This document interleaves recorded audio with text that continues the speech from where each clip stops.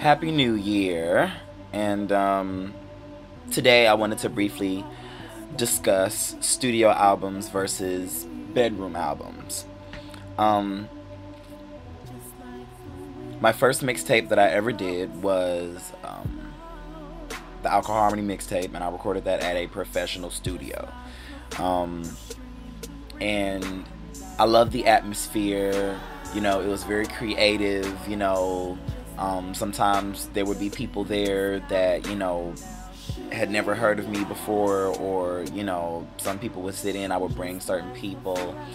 And just to get, a feel of energy, feedback, not everybody is really, open to that when they're in the creative process, but also the relationship that I had with my engineer was very cohesive. He knew my voice. He also knew how to mix well and make everything sound good, even though we didn't use auto-tune. And I really enjoy being in the studio. However, bedroom albums are a whole different experience. I did my first bedroom album when I recorded 8.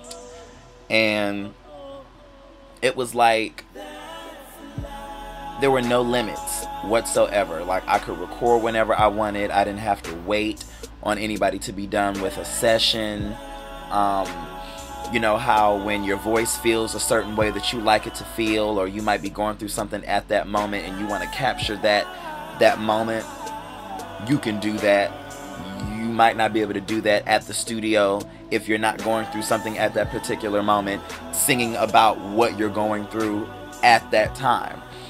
And you don't need a studio to put together an album. Really, all you need is a MacBook Pro, a decent studio microphone that you can probably get from like Sam Ash or Guitar Center, and an interface to hook up everything to, and GarageBand. I recorded all of my projects up until I think maybe spring of 2010.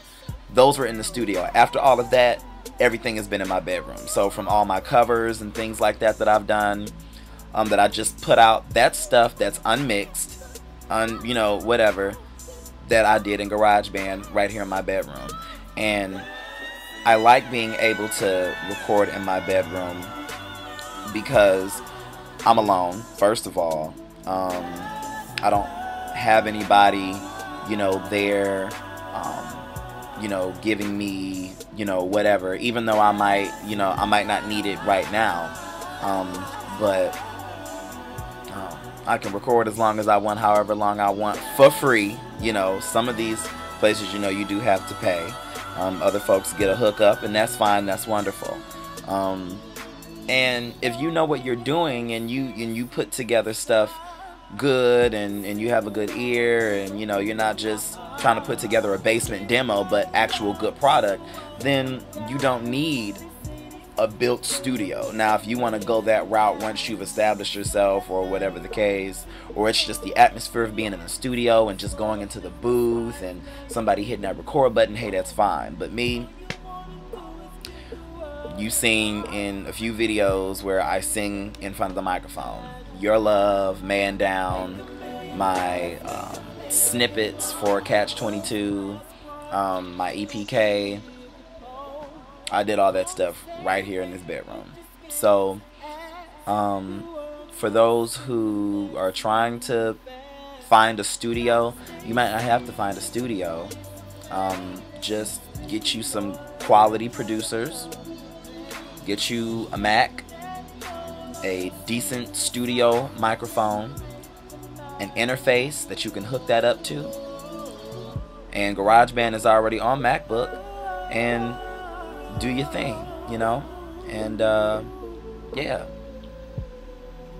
And even though I enjoy bedroom albums a little bit more than the studio, I still enjoy the studio. I still enjoy going and being in that whole creative, atmosphere, and things like that. Getting opinions when I do something and folks know my voice and they're like, nah, you can do better than that. Or I don't know, let's listen to that take.